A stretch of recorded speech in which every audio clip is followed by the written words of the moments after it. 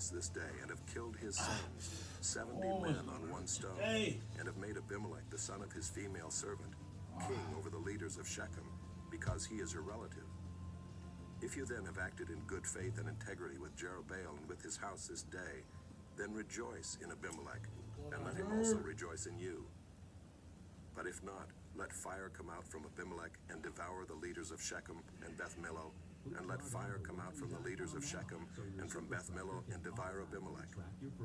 And Jotham ran away and fled and went to Beer and lived there, because of Abimelech his brother. Abimelech ruled over Israel 3 years. And God sent an evil spirit between Abimelech and the leaders of Shechem, and the leaders of Shechem dealt treacherously with Abimelech, that the violence done to the 70 sons of Jerubbaal might come, and their blood be laid on Abimelech their brother, who killed them, and on the men of Shechem, who strengthened his hands to kill his brothers. And the leaders of Shechem put men in ambush against him on the mountaintops, and they robbed all who passed by them along that way. And it was told to Abimelech. And Gaal the son of Ebed moved into Shechem with his relatives, and the leaders of Shechem put confidence in him. And they went out into the field and gathered the grapes from their vineyards, and trod them, and held a festival. And they went into the house of their God, and ate and drank, and reviled Abimelech. And Gaal the son of Ebed said, Who is Abimelech, and who are we of Shechem, that we should serve him? Is he not the son of Jerubbaal? And is not Zebul his officer? Serve the men of Hamor, the father of Shechem. But why should we serve him? Would that this people were under my hand. Then I would remove Abimelech. I would say to Abimelech, Increase your army and come out. When Zebul, the ruler of the city, heard the words of Gaal, the son of Ebed, his anger was kindled. And he sent messengers to Abimelech secretly, saying, Behold, Gaal, the son of Ebed, and his relatives have come to Shechem, and they are stirring up the city against you. Now therefore go by night, you and the people who are with you, and set an ambush in the field. Then in the morning, as soon as the sun is up, rise early and rush upon the city. And when he and the people who are with him come out against you, you may do to them as your hand finds to do. So Abimelech and all the men who were with him rose up by night and set an ambush against Shechem in 4 companies. And Gaal the son of Ebed went out and stood in the entrance of the gate of the city, and Abimelech and the people who were with him rose from the ambush. And when Gaal saw the people, he said to Zebul, Look, people are coming down from the mountaintops. And Zebul said to him, You mistake the shadow of the mountains for men. Gaal spoke again and said, Look, people are coming down from the center of the land, and one company is coming from the direction of the diviner's oak. Then Zebul said to him, Where is your mouth now, you who said, Who is Abimelech, that we should serve him? Are not these the people whom you despised? Go out now and fight with them. And Gaal went out at the head of the leaders of Shechem and fought with Abimelech. And Abimelech chased him, and he fled before him. And many fell wounded up to the entrance of the gate. And Abimelech lived at Arumah, and Zebul drove out Gaal and his relatives, so that they could not dwell at Shechem. How we doing back there, everybody? On the following day, the people went out into the field, and Abimelech was told. He took his people and divided them into 3 companies, and set an ambush in the fields. And he looked and saw the people coming out of the city. So he rose against them and killed them. Abimelech and the company that was with him rushed forward and stood at the entrance of the gate of the city, while the 2 companies rushed upon all who were in the field and killed them.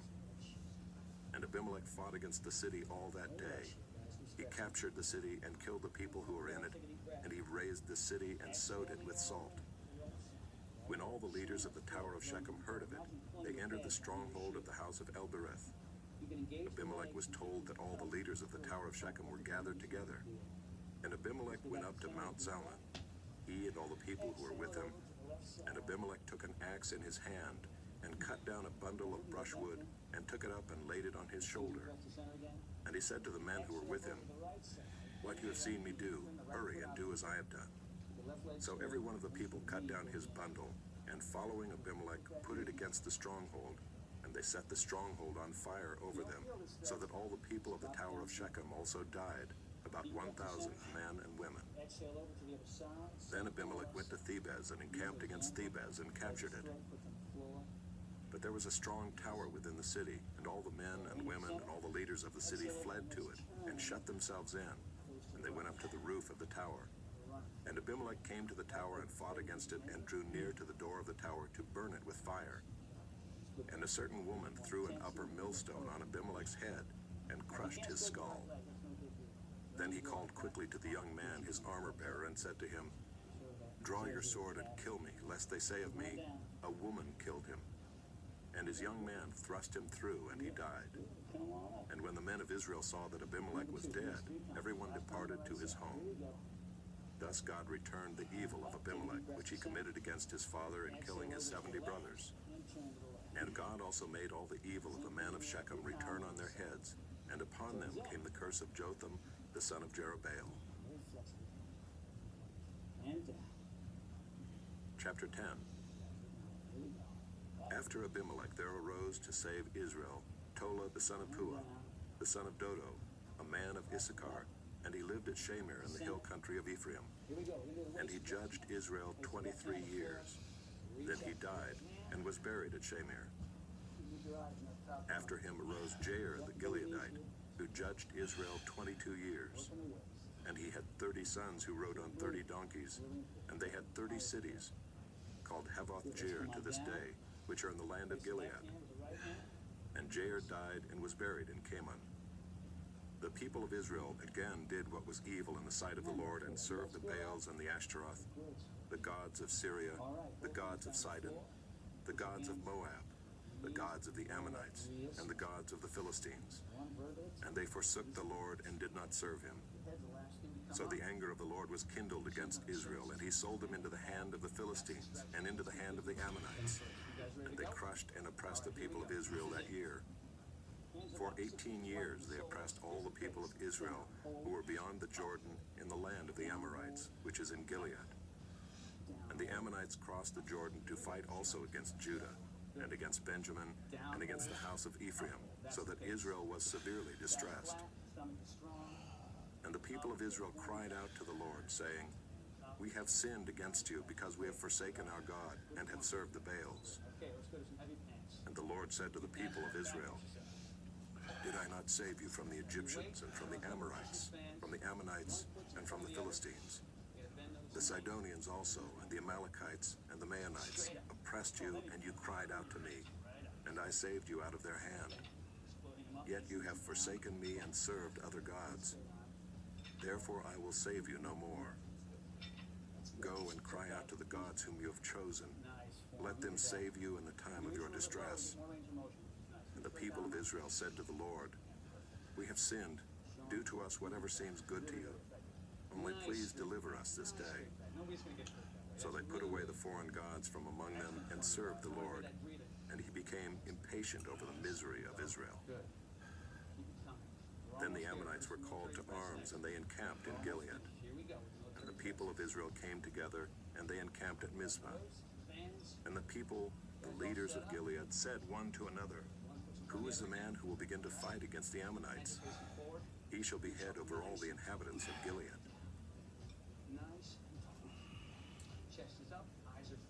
Chapter 11.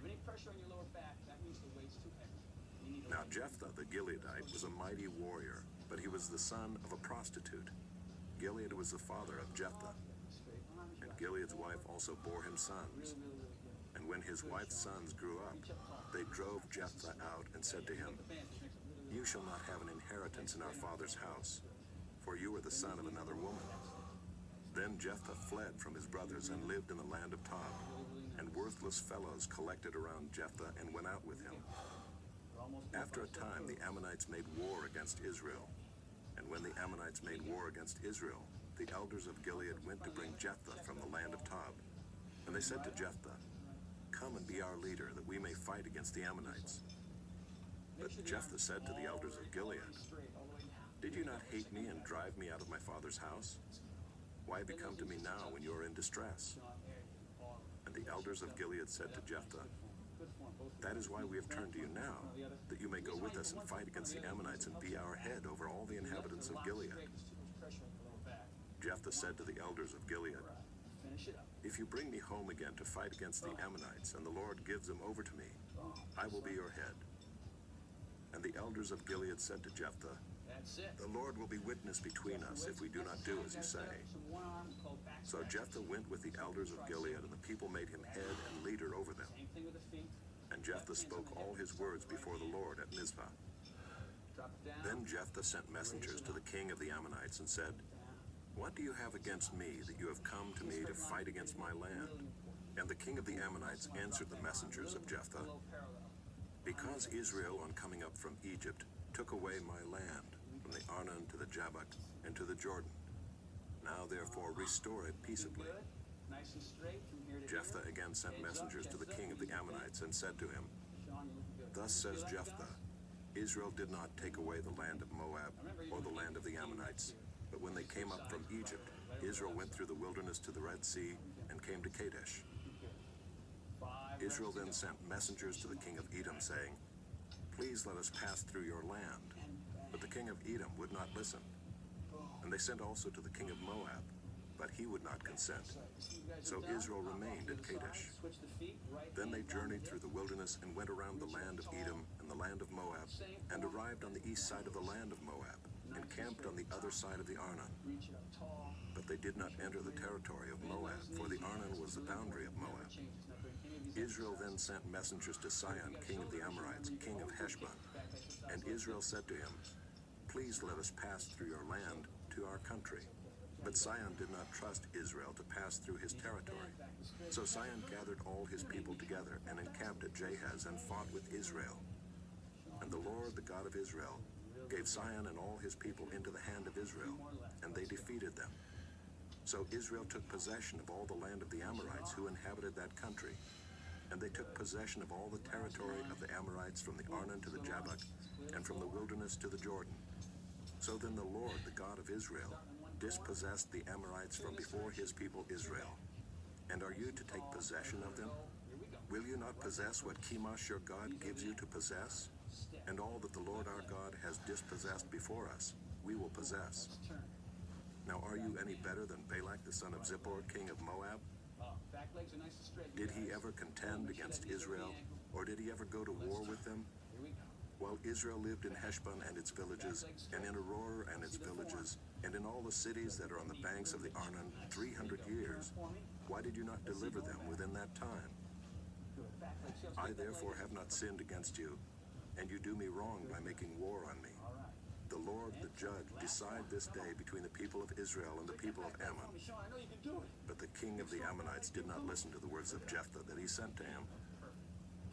Then the Spirit of the Lord was upon Jephthah, and he passed through Gilead and Manasseh, and passed on to Mizpah of Gilead, and from Mizpah of Gilead he passed on to the Ammonites.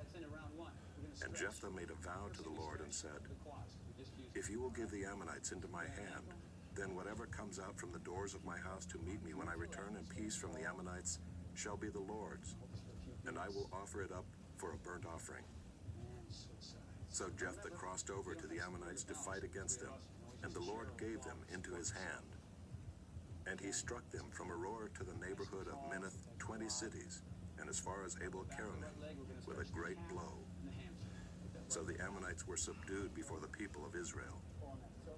Then Jephthah came to his home at Mizpah, and behold, his daughter came out to meet him with tambourines and with dances. She was his only child. Besides her, he had neither son nor daughter. And as soon as he saw her, he tore his clothes and said, alas, my daughter, you have brought me very low, and you have become the cause of great trouble to me. For I have opened my mouth to the Lord, and I cannot take back my vow. And she said to him, my father, you have opened your mouth to the Lord. Do to me according to what has gone out of your mouth, now that the Lord has avenged you on your enemies, on the Ammonites. So she said to her father, let this thing be done for me. Leave me alone 2 months, that I may go up and down on the mountains and weep for my virginity, I and my companions. So he said, go. Then he sent her away for 2 months, and she departed, she and her companions, and wept for her virginity on the mountains. And at the end of 2 months, she returned to her father, who did with her according to his vow that he had made. She had never known a man, And it became a custom in Israel that the daughters of Israel went year by year to lament the daughter of Jephthah the Gileadite 4 days in the year. We're almost there. Remember, 8 to 15 reps. Chapter 12. The men of Ephraim were called to arms, and they crossed to Zaphon and said to Jephthah, "Why did you cross over to fight against the Ammonites and did not call us to go with you? We will burn your house over you with fire." And Jephthah said to them, "I and my people had a great dispute with the Ammonites, and when I called you, you did not save me from their hand. And when I saw that you would not save me, I took my life in my hand and crossed over against the Ammonites. And the Lord gave them into my hand. Why then have you come up to me this day to fight against me?" Then Jephthah gathered all the men of Gilead and fought with Ephraim. And the men of Gilead struck Ephraim because they said, "You are fugitives of Ephraim, you Gileadites, in the midst of Ephraim and Manasseh." And the Gileadites captured the fords of the Jordan against the Ephraimites. And when any of the fugitives of Ephraim said, "Let me go over," the men of Gilead said to him, "Are you an Ephraimite?" When he said no, they said to him, "Then say Shibboleth." And he said, "Sibboleth," for he could not pronounce it right. Then they seized him and slaughtered him at the fords of the Jordan. At that time, 42,000 of the Ephraimites fell. Jephthah judged Israel 6 years. Then Jephthah the Gileadite died and was buried in his city in Gilead. After him, Ibzan of Bethlehem judged Israel. He had 30 sons and 30 daughters he gave in marriage outside his clan, and 30 daughters he brought in from outside for his sons. And he judged Israel 7 years. Then Ibzan died and was buried at Bethlehem. After him, Elon the Zebulunite judged Israel, and he judged Israel 10 years. Then Elon the Zebulunite died and was buried at Aijalon in the land of Zebulun. After him, Abdon the son of Hillel the Pirathonite judged Israel. He had 40 sons and 30 grandsons who rode on 70 donkeys, and he judged Israel 8 years. Then Abdon the son of Hillel the Pirathonite died and was buried at Pirathon in the land of Ephraim, in the hill country of the Amalekites.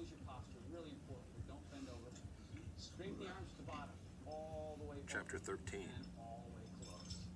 And the people of Israel again did what was evil in the sight of the Lord. So the Lord gave them into the hand of the Philistines for 40 years. There was a certain man of Zorah, of the tribe of the Danites, whose name was Manoah. And his wife was barren and had no children.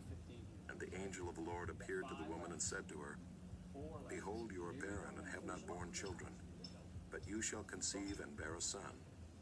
Therefore be careful and drink no wine or strong drink, and eat nothing unclean. For behold, you shall conceive and bear a son. No razor shall come upon his head, for the child shall be a Nazarite to God from the womb, and he shall begin to save Israel from the hand of the Philistines." Then the woman came and told her husband, "A man of God came to me, and his appearance was like the appearance of the angel of God, very awesome. I did not ask him where he was from, and he did not tell me his name. But he said to me, 'Behold, you shall conceive and bear a son. So then drink no wine or strong drink, and eat nothing unclean, for the child shall be a Nazarite to God from the womb to the day of his death.' Then Manoah prayed to the Lord and said, 'O Lord, please let the man of God whom you sent come again to us and teach us what we are to do with the child who will be born.' And God listened to the voice of Manoah, and the angel of God came again to the woman as she sat in the field. But Manoah, her husband, was not with her. So the woman ran quickly and told her husband, 'Behold, the man who came to me the other day has appeared to me.' And Manoah arose and went after his wife and came to the man and said to him, 'Are you the man who spoke to this woman?' And he said, 'I am.' And Manoah said, 'Now when your words come true, what is to be the child's manner of life, and what is his mission?' And the angel of the Lord said to Manoah, 'Of all that I said to the woman, let her be careful. She may not eat of anything that comes from the vine, neither let her drink wine or strong drink, or eat any unclean thing. All that I commanded her, let her observe.' Manoah said to the angel of the Lord, 'Please let us detain you and prepare a young goat for you.' And the angel of the Lord said to Manoah, If you detain me, I will not eat of your food. But if you prepare a burnt offering, then offer it to the Lord. Come on back. For Manoah did not know that he was the angel of the Lord. All right, last one. And Manoah said to the angel of the Lord, Big lunch with the new What is your name, so that when your words come true, we may honor you? And the angel of the Lord said to him, Why do you ask my name, seeing it is wonderful? So Manoah took the young goat with the grain offering and offered it on the rock to the Lord, to the one who works wonders. And Manoah and his wife were watching. And when the flame went up toward heaven from the altar, the angel of the Lord went up in the flame of the altar. Now Manoah and his wife were watching, and they fell on their faces to the ground. The angel of the Lord appeared no more to Manoah and to his wife. Then Manoah knew that he was the angel of the Lord. And Manoah said to his wife, We shall surely die, for we have seen God. But his wife said to him, If the Lord had meant to kill us, he would not have accepted a burnt offering and a grain offering at our hands, or shown us all these things, or now announced to us such things as these.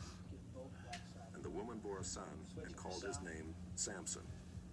And the young man grew, and the Lord blessed him. And the Spirit of the Lord began to stir him in Mahanadan, between Zorah and Eshtaol. Let's do it again. Chapter 14. Samson went down to Timnah, and at Timnah he saw one of the daughters of the Philistines. Then he came up and told his father and mother, I saw one of the daughters of the Philistines at Timnah. Now get her for me as my wife. But his father and mother said to him, Is there not a woman among the daughters of your relatives, or among all our people, that you must go to take a wife from the uncircumcised Philistines? But Samson said to his father, Get her for me, for she is right in my eyes. His father and mother did not know that it was from the Lord, for he was seeking an opportunity against the Philistines. At that time the Philistines ruled over Israel. Then Samson went down with his father and mother to Timnah, and they came to the vineyards of Timnah. And behold, a young lion came toward him roaring. Then the Spirit of the Lord rushed upon him, and although he had nothing in his hand, he tore the lion in pieces as one tears a young goat. But he did not tell his father or his mother what he had done. Then he went down and talked with the woman, and she was right in Samson's eyes. After some days he returned to take her, and he turned aside to see the carcass of the lion, and behold, there was a swarm of bees in the body of the lion, and honey. He scraped it out into his hands and went on, eating as he went. And he came to his father and mother and gave some to them, and they ate. But he did not tell them that he had scraped the honey from the carcass of the lion. His father went down to the woman, and Samson prepared a feast there, for so the young men used to do. As soon as the people saw him, they brought 30 companions to be with him. And Samson said to them, Let me now put a riddle to you. If you can tell me what it is within the 7 days of the feast and find it out, then I will give you 30 linen garments and 30 changes of clothes. But if you cannot tell me what it is, then you shall give me 30 linen garments and 30 changes of clothes. And they said to him, Put your riddle that we may hear it. And he said to them, Out of the eater came something to eat. Out of the strong came something sweet. And in 3 days they could not solve the riddle. On the 4th day they said to Samson's wife, Entice your husband to tell us what the riddle is, lest we burn you and your father's house with fire. Have you invited us here to impoverish us? And Samson's wife wept over him and said, You only hate me, you do not love me. You have put a riddle to my people, and you have not told me what it is. And he said to her, Behold, I have not told my father nor my mother. And shall I tell you? She wept before him the 7 days that their feast lasted, and on the 7th day he told her, because she pressed him hard. Then she told the riddle to her people. And the men of the city said to him on the 7th day, before the sun went down, What is sweeter than honey? What is stronger than a lion? And he said to them, If you had not plowed with my heifer, you would not have found out my riddle. And the Spirit of the Lord rushed upon him, and he went down to Ashkelon, and struck down 30 men of the town, and took their spoil, and gave the garments to those who had told the riddle. In hot anger, he went back to his father's house. And Samson's wife was given to his companion, who had been his best man. The deltoids. Trying to get out of Lisa's way here. Important thing is, Chapter see how high 15. her elbows are? She's not up like this. After some days at the time of wheat harvest, Samson went to visit his wife with a young goat. And he said, "I will go into my wife in the chamber." But her father would not allow him to go in. And her father said, "I really thought that you utterly hated her, so I gave her to your companion. Is not her younger sister more beautiful than she? Please take her instead." And Samson said to them, "This time I shall be innocent in regard to the Philistines when I do them harm." So Samson went and caught 300 foxes and took torches. And he turned them tail to tail and put a torch between each pair of tails.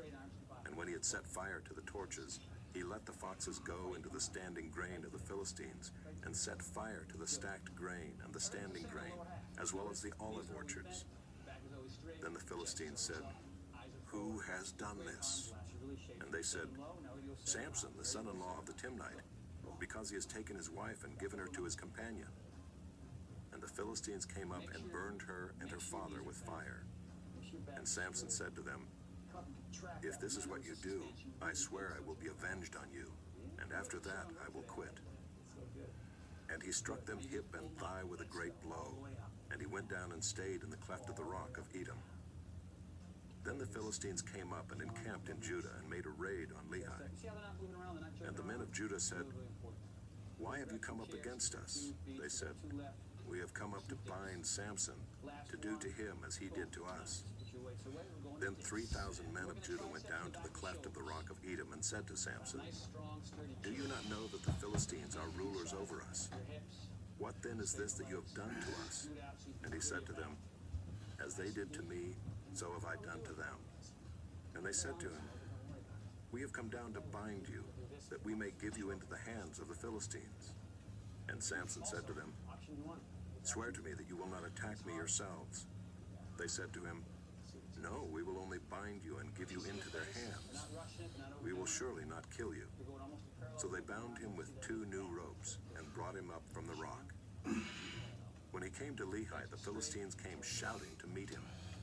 Then the Spirit of the Lord rushed upon him, and the ropes that were on his arms became as flax that has caught fire, and his bonds melted off his hands.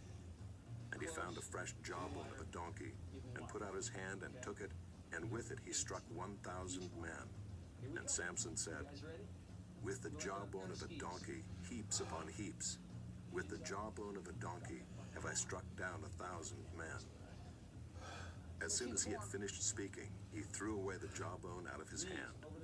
And that place was called Ramath Lehi. And he was very thirsty, and he called upon the Lord and said, "You have granted this great salvation by the hand of your servant. And shall I now die of thirst and fall into the hands of the uncircumcised?" And God split open the hollow place that is at Lehi, and water came out from it. And when he drank, his spirit returned, and he revived. Therefore the name of it was called Ben-Hakkore. It is at Lehi to this day. And he judged Israel in the days of the Philistines 20 years.